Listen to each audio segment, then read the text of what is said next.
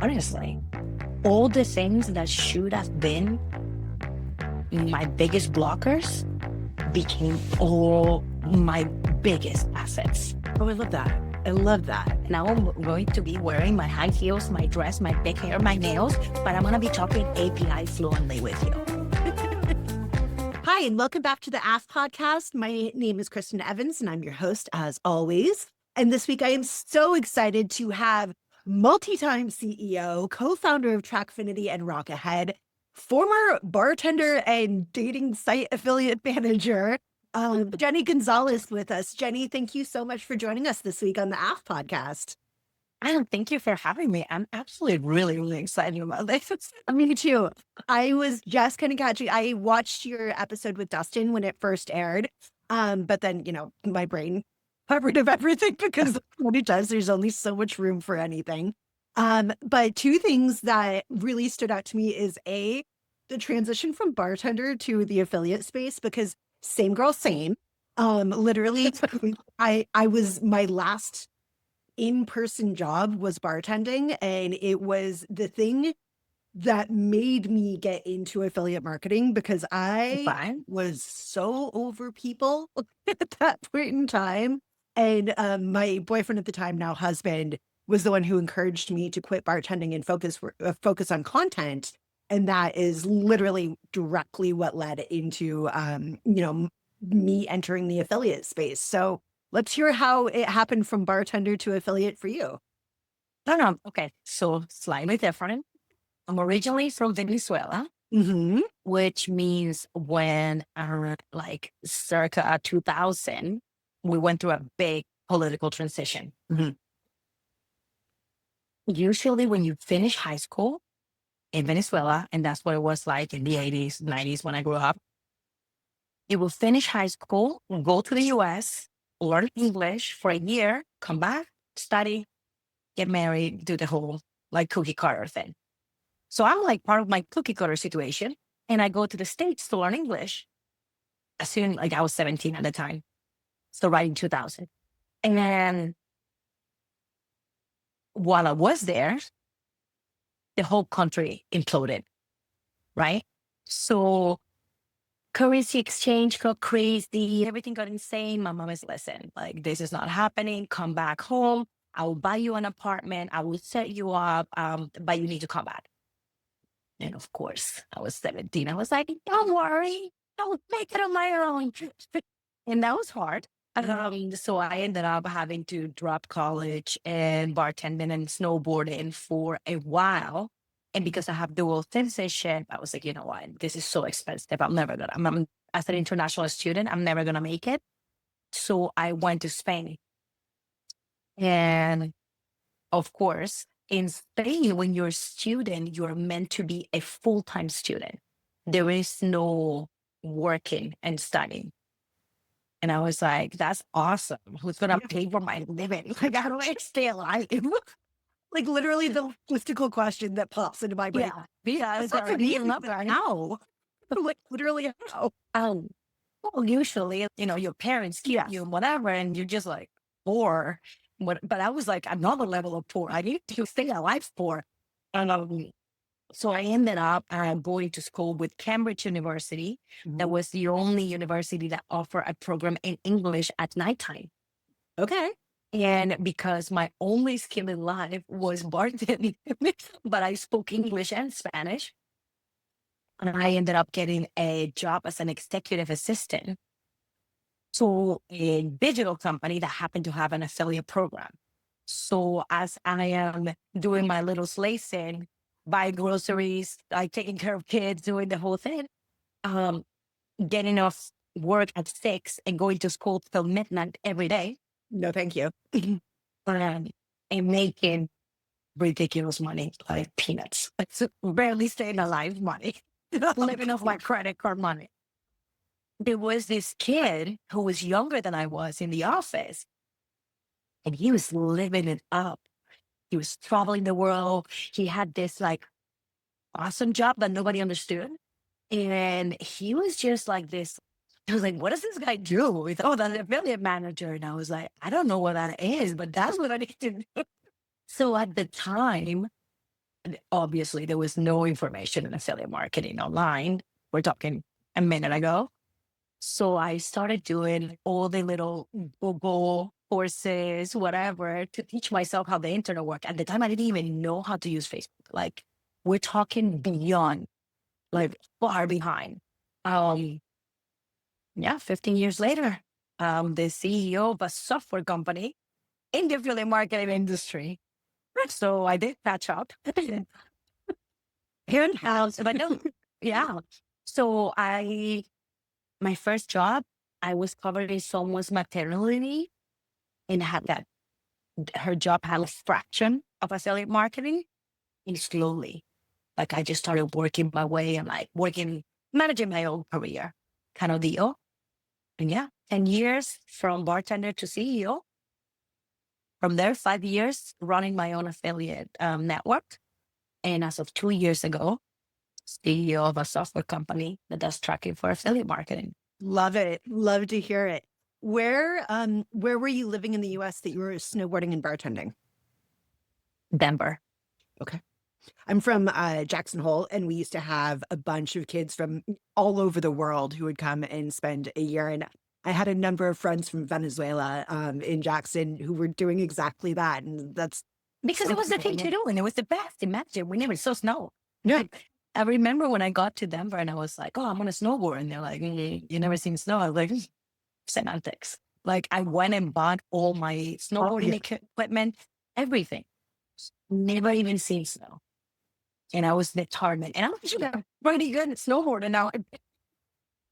But it's like that determination, that Venezuelan that will make this happen. Yeah, I love it. I love it. And you're living in Portugal now, correct? Yes, I am based in Lisbon. I love it. I was just in Villa Moura for Think Tank and just Yes, like, I want to live there forever. It was so funny. I was texting my sister-in-law when I was there because she's, oh, I've always been fascinated by Portugal. Tell me how you like it. And I got there and I just showed her a photo and I was like, it reminds me of a cute little coastal Californian town, but with Europe. 100%. And 100% of the best way to describe it. it was perfect. I mean, we were like right on the marina. I literally could have just cafe hopped all day long. And there was a day that I did. Let's be real, but amazing, amazing. I want to go there 100,000 times over. Portugal is just fascinating and gorgeous. So yeah, super jealous of that. Tell me about Truckfinity and Rock Ahead.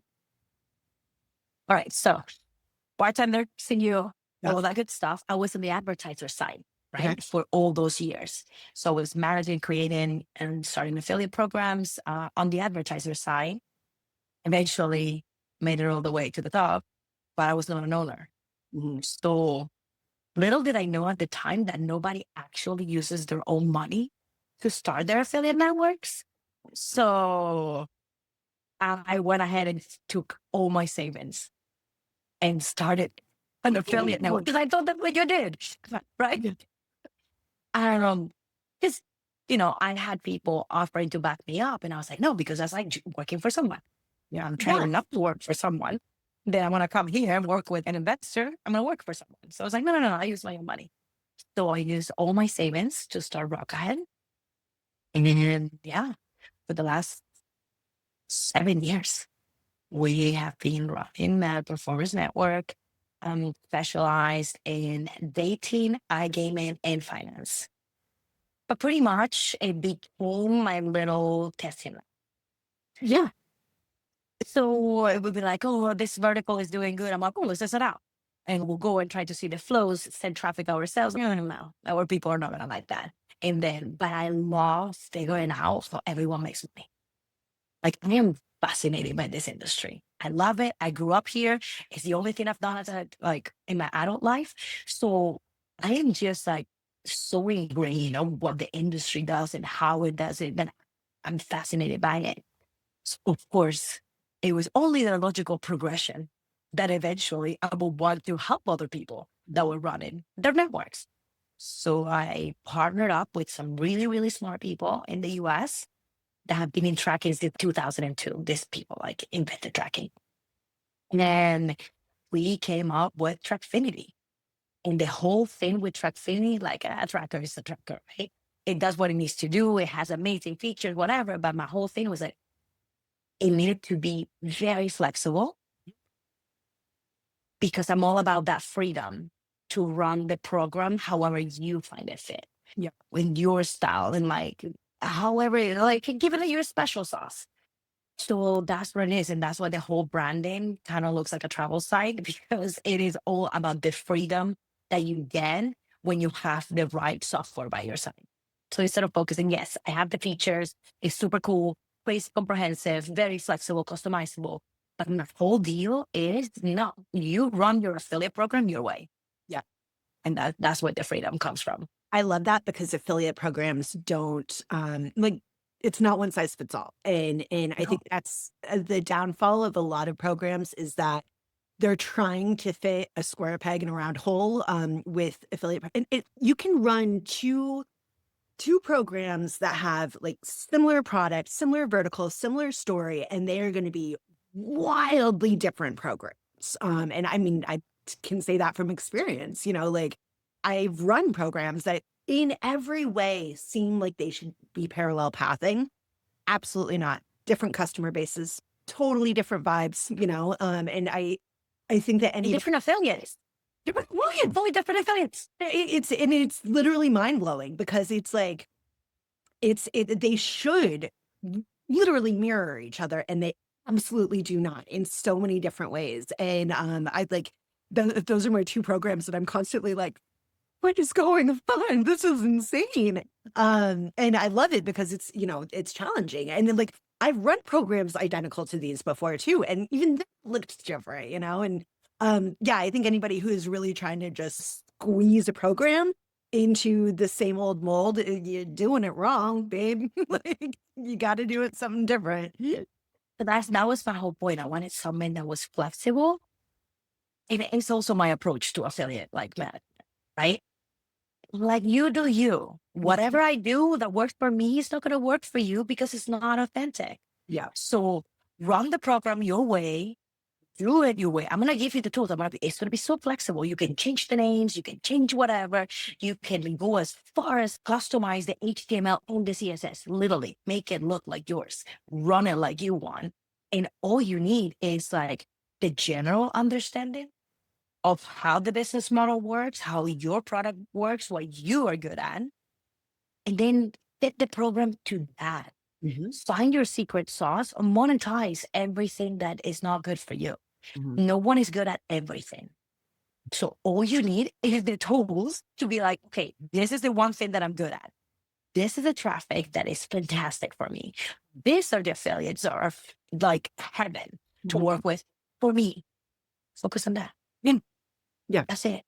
Don't try Right. too hard to be something you're not, you know? I mean, always try to learn, but Always. don't try to be something you're not because you're just going to stress yourself out and it's not going to be It's not going to work. Absolutely. As a bartender, what were your favorite and least favorite drinks to make? Okay. This sounds so terrible. My favorite drink was the B52 shot because you could layer it. Yep. And it looked so pretty. It looks so pretty. And now I think about it and I'm like, that is disgusting. Yeah.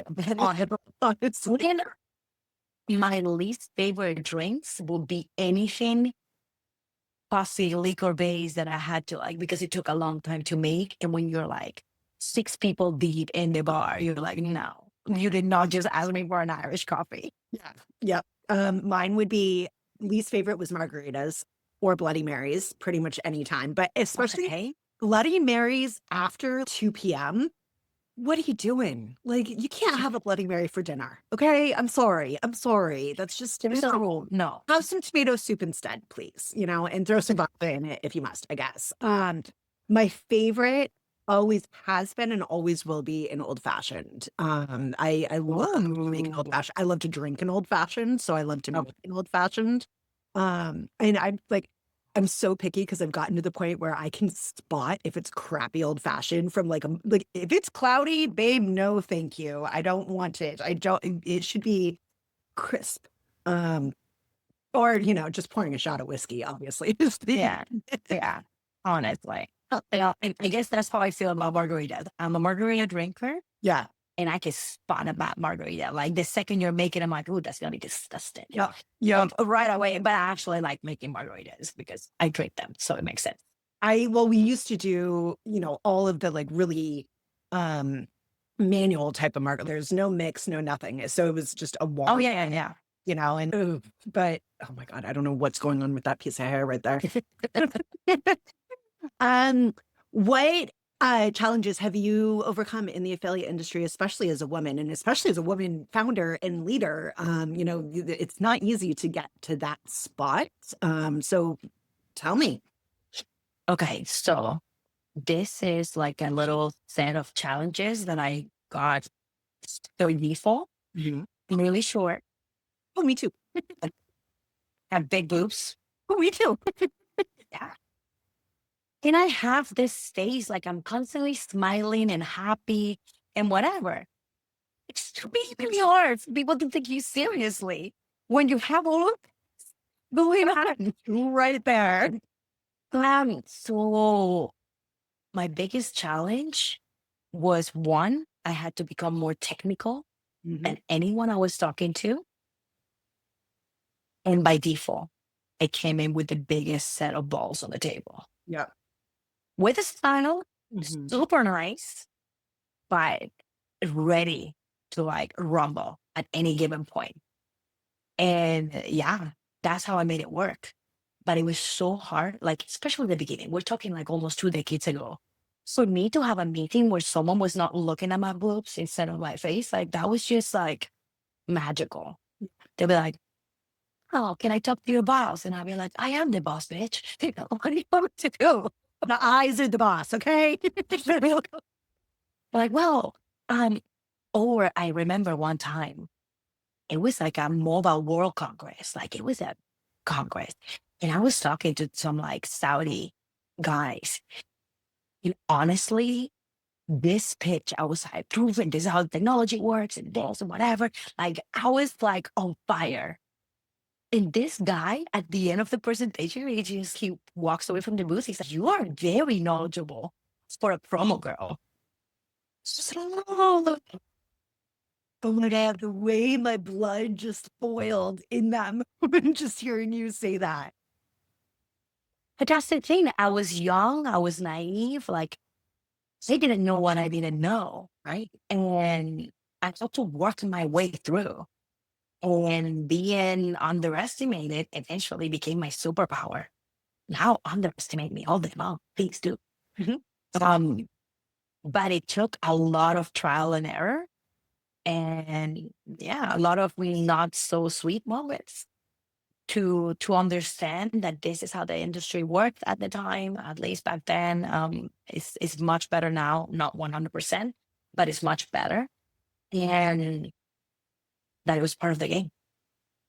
So just like I tell you that, and I'm gonna be like, oh, poor little me. I was like, girl, and it was so hard. No, my marketing cost was awesome. Like I got invited to a lot of places I should have never been invited to. I went to all the parties. I ran a super low marketing budget because I also hired all girls. Mhm. So I was a girl with a team of girls. Yeah. And I was the first one. We will all go get our hair blow dry, nails, like everything, just to look good, Mhm. right? I'm Venezuelan. Like looking good is part of the deal. There is nothing you can do. Like it's just not acceptable, right? But I'm not doing it because I'm trying to do anything. It was more like this is for me. Like I will get my passport removed if my hair is not like perfect. What I could do, honestly, all the things that should have been my biggest blockers became all my biggest assets. Oh, I love that. I love that. I mean, you just turn the tables 100% and just own it. I'm going to own it. And I'm not just gonna own it, 100%. but I'm going to charge forward with it. And I love that. Oh, 100%. And I'm going to be wearing my high heels, my dress, my big hair, my nails, but I'm going to be talking API fluently with you. Love You that. right? Sweet. Let's do it. All day long. Like, I don't think you need to give up a part of who you are as a woman in order to become good in an industry that is male dominated.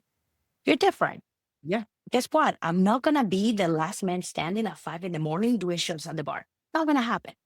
But guess what? All my affiliates knew that the second they opened their eyes, they could call me. I will take them out to breakfast. I will have a little hangover kit ready for them. And that was it. Like, I had my style. Going out was not my jam, like all of this, but everyone knew what I stood for. Mhm. And it was good business. It was fair business. It was never asking for a referral, always helping. I made being a girl my biggest asset. I love it. And that's why I moved out. I love it. I love that you hired all women as well. My team is all women on purpose. You know, there's a couple of men I might like entertain working with maybe, but you know, I very specifically curated my team because I'm like, A, let's give women a chance, you know, but B, let's make a safe space, you know, let's have a space where you can go be a mom in the middle of the day if you need to go be a mom. You know, you can go And that's fine.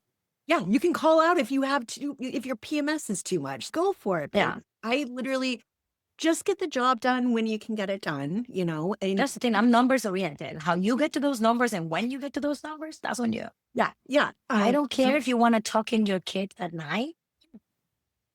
I Like, don't care if you want to go okay. on vacation. Please go on vacation, but drop me a line to make sure that I know you didn't die. That would be great. Thank you, you know? Yeah. And But it's all about the numbers. I think that's one of the most beautiful parts of this industry. Yeah. You know, you can do whatever it is that you do and still be a badass. Yeah. Behind the scenes. So why not? why not? Absolutely. Back to the part where, you know, it was hard to get people to concentrate on you as in your brain versus, you know, physical. That's my favorite thing about working remotely, you know, is I frequently get told by people, I thought you were going to be much taller in person. And I'm like, no, babe, 5'2". It's what you get. That's what you get. Yeah. And I don't like, I always say that my brain is so heavy that I couldn't be any taller. I'm not a heels girly either. Like I've tried. I do have a couple of pairs of boots that I'll wear, but you know, I'm 5'2" for a reason. I'll stay that way. I will wear flats all the time. And some of my best friends in the industry are, you know, 6+ feet tall. So I'm standing there just like looking at their chest all the time. But I'm also going to be the loudest in the circle. Because Oh my God, I'm so loud. yeah, You can hear me laughing from miles away. you could always find me somewhere just by the volume of my voice. I love it. I love it. In which ways do you think the affiliate marketing industry can become more equitable for everyone? Honestly, like I've always said this, and it's absolutely not HR friendly. Like, I don't care if you're into like girls, boys, puppets, whatever it is. Like, I don't care. And that's where everyone should be. Whatever it is that you do with your life, whatever it is that you are, it's on you. I want you to be a wizard with numbers. I want you to wake up with fire in your belly because all you want to do is optimize that deal and you want to see those numbers grow. If everyone just was more task oriented, we're all here to make money. Not a single person in this industry is nice enough to do this just for fun. No, we're not a charity. None of us. We all love money. Like, period. So at least own it. You know what? You like money. I like money. Whatever you do on the side, don't let it affect my business. So I want you to be extremely passionate about what you do. If you are, who cares? Who cares? So that is, it's always been my whole deal. I didn't hire girls because, oh my God, they're girls and we're going to help them out. I'm like, no, every girl I hired was a shark. Mm-hmm. They were a shark wearing a dress. And I knew I could just roll them anywhere and they will land a deal. So it wasn't like so many guys would be like, oh my God, I want to run a team of just girls because whatever. I'm like, no, because you need me to run that team. Mm-hmm. There is no drama. There is no whatever you think a girl team would be. There wasn't any of that. Why? Because everyone was super performance oriented.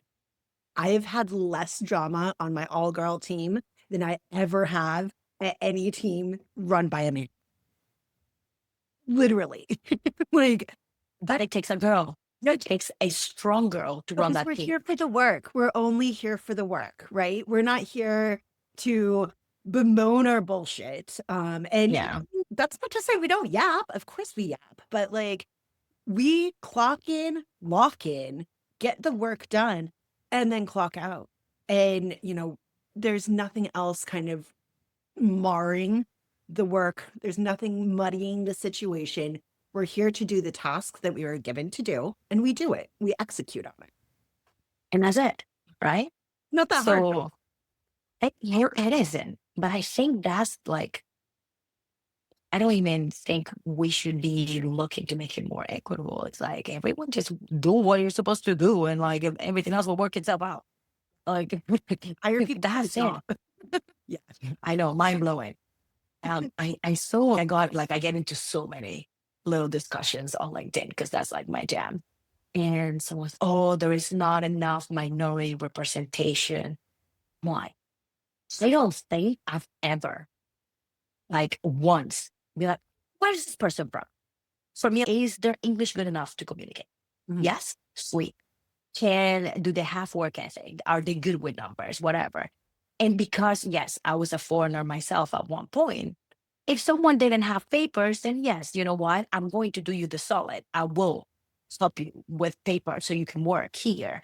And that's it. But it was never like, oh, only white males can do this job. Like anyone can do this job. If you are into numbers, if you're into math, you speak decent English, you are not a terrible human being and have some sort of like social skills, you can do this job.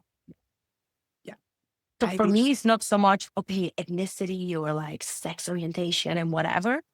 It's just hire the person to do the job that you need them to do. Yeah. Starting because they're good. Everything else Who will cares? work itself out. Yeah. And also, literally, who cares? Let people live. Yes. Let people live. I don't know if that's like a very European mentality. I don't know if, I mean, it very well could be, but I think it's also just like a human mentality, Yeah. Just people's lives are people's lives. Again, we're not all cookie cutter. And oh my God, how boring would we be if we were? Like, And not only that, this is an industry where there is no cookie cutter. If you can say something that this industry has, random. Just the most random group of people with the most random backgrounds. Nobody studied this. Like nobody was in kindergarten. Am I being a affiliate manager? Like, no, that never happened. So what are we talking about?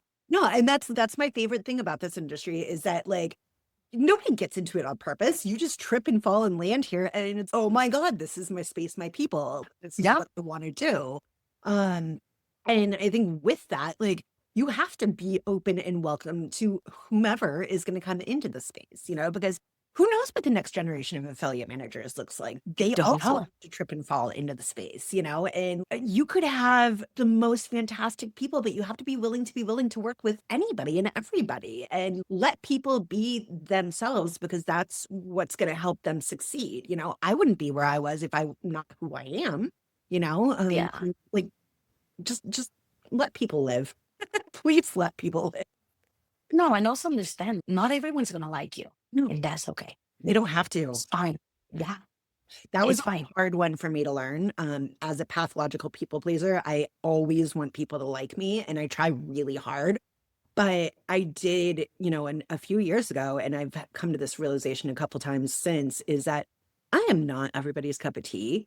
And I used to try to make myself less and smaller to be able to kind of fit into the mold that people wanted me to fit into. And I was Okay. miserable doing it. Like absolutely miserable, didn't like myself, didn't like anything that I was doing. It made me depressed and anxious. And it wasn't until I kind of cut free of that, started my own thing and started like really owning who I am, colors and sparkles and swear words and all, that am actually happy, but I'm also Yeah. successful, you know, like you don't have to fit into the mold that people expect you to fit into in order to become the best version of yourself. Yeah. I think I learned at a very early age. It's absolutely not everyone's cup of tea.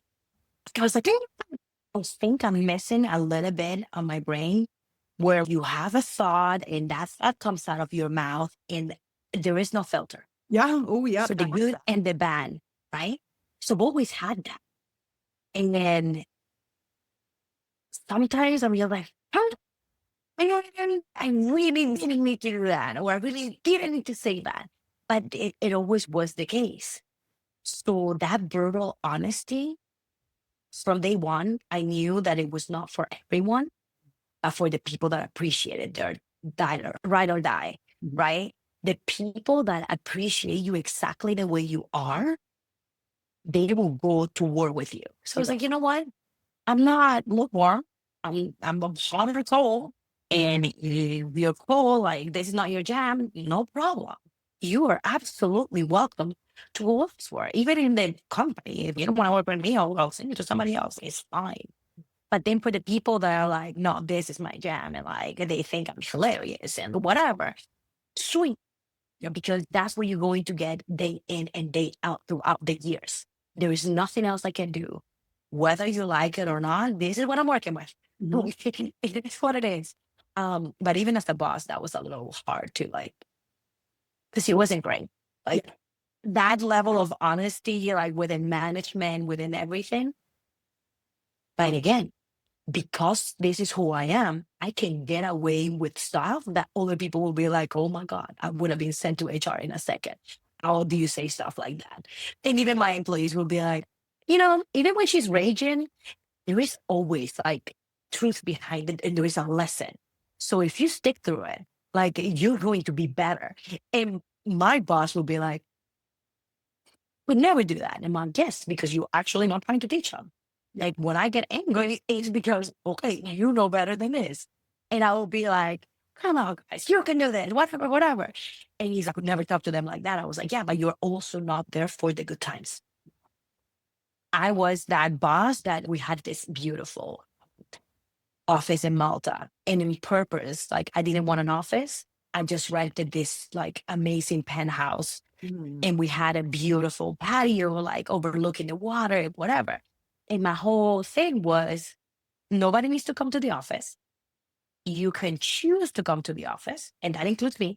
And then when you have meetings, when you want to talk to someone, or if you're a mom and you don't want to be at home because that's another disaster, then you can come to the office. But then and we will be like, okay, on Fridays, we all come to the office. And Fridays would be like our hangout day, right? That's when you did all the meetings, that we did all the brainstorming, whatever, whatever. And I will cook for everyone. Oh, I love that. When we do like this family lunch, and it was honestly during those times that people felt like chill enough to be like, hey, I'm dealing with this, like I lost like this, and like I'm trying to optimize, and somebody else will come help them because it just became this like safe space. They Right? feel taken care of. Yeah. And I think that's a really important thing as a boss, as a leader, is like you're not just there for the numbers and the hard stuff. Like you have to be there for the good stuff too. You know, you have to celebrate the wins. You have to celebrate the good moments, congratulate people, or even just say, hey, I just want to let you know that you've been doing a kick-ass job lately, send them a birthday card or like something, but those little things, those little nurturing moments, help build those relationships so much. And I love that. I want to come to the office in Malta and have you cook for me. So now, like, I can tell you, I've managed so many different teams, and I'm still friends with most of the people that work for me. Yeah. And that's Even though I was so like, oh my God, like performance. Like, I am very strict when it comes to like money and making money and how do we do it and whatever. But the fact that they all look up to me whenever, still now, if they're going to make a career move, like they come and be like, hey, I want to run something past you. What do you think about this? I think that is a testimony that it wasn't so bad. It's the biggest compliment, honestly. I mean, I have somebody on my team who was hired a previous agency that I worked at, and when she had an opportunity to come work for me again, she called me and said, "Hey, do you have any hours?" And I was like, "For you, I will create them. Like I will make them up."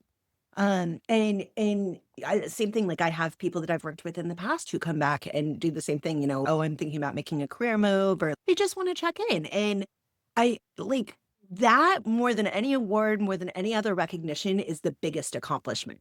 It Yeah. happens to me, it's a testament that I did it well and I did it with kindness. And like I'll take that any day of the week, Any day. any day. To me, that is the biggest compliment. Yes, 100%. I think I can guess the answer to this next question, but what is your affiliate marketing superpower? People. Relationships. Yep. That whole relationship building thing. Yeah. Is that also your favorite part of being in the industry? No, No? I think my favorite part of being in the industry is being part of someone that gives you the superpower to like beat any odds, right? I was born in South America in the 80s, like a girl, didn't speak English, wrong passport, wrong language, wrong everything. And look at where I am. There are very, very few industries that would have allowed me to have the career path that Yeah. just out of like good work ethic and, you know, doing my best. I could have been in like the corporate world and never made it past like a certain level. That piece. Yeah, 100%. I mean, as somebody So the who's, freedom, yeah, yeah, the freedom. Oh my God, the freedom. I mean, I worked bartending, I worked corporate retail, which I mean, I was good at both because people, I hated both because people. Um, and yeah, like I think back on it. I mean, it's funny because I use my journalism degree every day, but never in a million years would I have thought that my journalism degree would lead down this particular path of where I own a business and I work from home and I haven't stepped foot in an office in more than a decade, thank God. And I traveled all over the world at this point, yeah, and spoken like conferences all over the world. That's insane banana pants to me. And 20-year-old Kristen would have been like, yeah, yeah. wrong. That's how I feel. No, what is this life that I built with my hands and my work? So I feel like very few industries will Yes. give you the chance to build with that much freedom. And I think a lot of that is also because, we don't have standardized education for the industry, which I think is Which is good and bad. yes, it's a blessing and a curse, right? It's difficult because we will never all be on the same page as far as, certain standards, or lack thereof, across the industry, and like what is truly white hat, what is truly black hat affiliate marketing. So I think that's a little bit of a downfall, but I also think that the huge opportunity is the fact that nothing is the same and we can all kind of build and mold our careers and our paths forward the way that we actually want to. And that's dope as hell. Yeah. No, I like it. I'm telling you, what is supposed to be the bad is also part of the good. Yes, 100%. Because this is like pretty much world is your oyster. Mhm. You decide. Like we all have the same like opportunities. We all travel the world. We all go to conferences. We all pretty much have somebody else sponsoring this like amazing lifestyle. Yet not everyone decides to fully take advantage of those opportunities. Yep. And literally this is an industry where it's up to you. You're gonna have everything. This is everything you can work with. It's up to you how you decide to use it. And I think that has to be by far my single most favorite part. I love it too. I love it too. It's constant innovation, both intrinsically and extrinsically, and I think that's really cool. It's uh, everything looks different on a day-to-day basis. Some of the motions may be the same, but the results, the outcome, the actual actions are not going to be one for one every single time. And I think that that's super neat. Also just, it's a challenge, and I personally am somebody who thrives off being challenged, and Yeah. just get better. The more you throw at me, that I don't know, I get bored. It's my ADHD. I just get bored and I love to have something new. And I think that, this is such a good industry for people who are like that, who, might be a little bit neurosparkly or do need, something 100%. out the box. I mean, I'm also like, I went to an alternative high school, because a regular high school did not fit the mold for me. I tried to go to a normal 4-year university, hated it, transferred to a community college, way better for me, And I think that people who are a little bit left of center, just outside the box of standardized, this is what everybody does, they're Yeah, the things that really thrive in this industry. I think so. Yeah. And like, I think that's just amazing. Yeah, same, same. I love it so much. If there was one thing that you could change about the industry, what would it be? How secretive it is. That part, like, why gatekeeping? Why? I mean, So this is what I'm trying to do with my LinkedIn. I'm like, no, this is everything I know. Ask Mhm. anything. This is everything I've done. This the good, the bad, the ugly. I have it all. And I started doing it because I was like, no one is talking about this, like generally. Like we're all like, yeah, I know, like very silo. And I understand that the money comes with it, Yeah. but it doesn't have to. You have to. Like, yeah, you can be good and still be good Yeah. to Also, others. none of the shit is proprietary. Yeah, we might have different ways of doing it. We might have different strategies, whatever, but like, you didn't make this whole thing up and keep it close to your vest. You learned some shit from somebody else, and then you taught somebody else that stuff, and they made it their own. None of it's Yeah. proprietary. You're not the first one. Nobody is reinventing the wheel And you here. won't be the last one. Right. So why not share what you know so that I know this is cliche, but rising tides, like the more we know, the better we all get, the more the industry thrives. Yeah. And then don't we want to thrive? Because again, we make more money that way. Like the more brands buy in, the more publishers buy in, the more CEOs buy in, the better we all get at this. And Yeah. you're keeping And it. but like the open conversation. Some of my best learning moments have come from, listen, we're stuck here. What do I do? And so I'll be like, hey, have you tried this? Whatever. That's what I want to be. Even if I don't know the answer, I might know how to get to the answer Well, you might know based the on my person experience. does know the answer, and you can make that connection for people. Yeah. So that's the one thing that if I could change, I would. Mhm. Yeah, I'm so with you there. I'm so with you there. I'm tired of people being like, oh, well, this is my information and you can't have it. No, screw you. I'm like, literally, people will be like, does anybody know a good blogger for this? I'll be like, oh, I have a list. Here's my list. Here is my list of contacts that I'm happy to share with you because you can find them another way, but why not just save some energy and make this easier and better? And honestly, paying it forward, like you do stuff like that. 100. So I built my whole business on, you need this, hey, you need a processor, like for this specifically. Oh, you're having trouble with your email, try this, like whatever. Like I built a reputation in that. Mhm. Then I opened my network months before COVID hit. Right. Oh, So I quit my CEO job and opened my network right that's before really COVID good hit. timing though, because how much affiliate grew during the pandemic. Okay, yes. Yeah. But also you're starting a new network. Yeah. You're not traveling to shows, no advertisers, no affiliates. It was all relationships. It was all those times that I helped everybody else that when it came to help me, no one hesitated. I love that. I love that. And I mean, that's kind of like with my agency. When I launched my agency, I had left a job and I was really unsure of what to do. I was going to like maybe go corporate, maybe go network side because I hadn't worked on network side yet, and then I kind of like was noodling around the idea of starting the agency, and I workshopped it at Affiliate Summit West. And I mean, the resounding response was like, it's about damn time. Yes. But then it was also like people who I know and I love in the industry sat me down. They're like, okay, here are the tools that you need to use. Here's the bookkeeping. Here's the this, here's the that. make sure that you have this in place. Here's how you set up the LLC, you know, like really, really giving me information that I needed to do this and be successful. And nobody was just like, oh, good luck. I mean, maybe a couple of people were, but like, Yeah. their attitude. But it's okay. We don't care about them.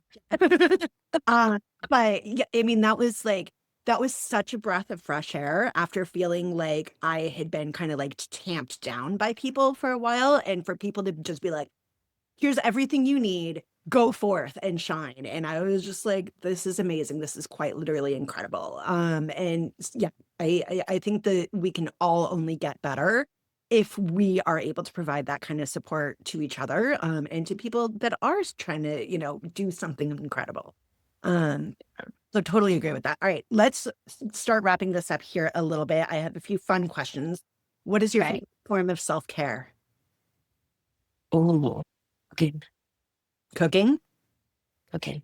What's your favorite thing? It doesn't matter. It depends who I'm cooking for. Okay. I cook with emotions. Simple. So what I'm aiming for is the emotion that I'm going to evoke in the person that I'm cooking for, right? So if it's a family meal, I don't care. Like I can be 4 days like prepping. Yeah. I am that person that has the big Christmas, like Venezuelan Christmas in my house, and anyone that doesn't have like that.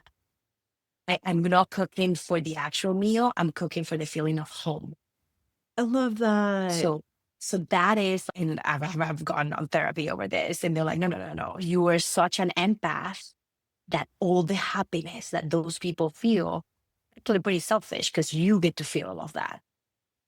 That's so my self-care is like bringing the happiness, bringing people together, all of that with my cooking, because it makes me generally happy.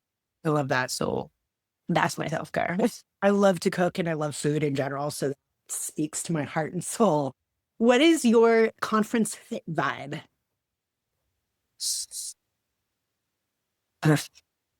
Okay. No, as for why? Explain it to me. So like when I go to conferences, it's colorful, fun, and easy to find. Oh, okay. But also right? Tactical. Okay. Fun. Okay. I mean, yeah, very me. I love it. I love it. Just like I'm always all dressed in black, big hair, comfortable shoes, and you just see me everywhere. Yeah. And I make cameos everywhere, but I'm nowhere. Okay. I'm never 100% committed to something. I'll make a cameo here and go there and slow. Yeah. Yeah. So slow. That's my vibe. Okay. I love it. Yeah. Mine's usually color, like lots of it. Always a little bit of sparkle, whether it's shoes or pants or a shirt. Color, sparkle, and then yeah, just, you know, matching this vibe as much as possible. What about your hype music? Especially if you're gonna do a session, like what gets you hyped up for doing? I think always like Venezuelan music. Okay. Always like it. And not like salsa or something like that, but just, so I grew up close to the beach. So reggae vibes, but still with like Latin flavor. Music that just makes you like be in a good mood. Dopamine releasing music. Love it. I love it. All right, Jenny, any last words that you want to share this week? Words of wisdom. And it's like, I'm not smarter than anyone. I only know more because I've messed up more. And if I did it, anyone can do it. All I'm aiming to do is to show others that if you want it bad enough, you can make it happen. I love it. I love it. Thank you so much for joining me this week. This was so fun. I definitely can't wait to get a drink with you in the future.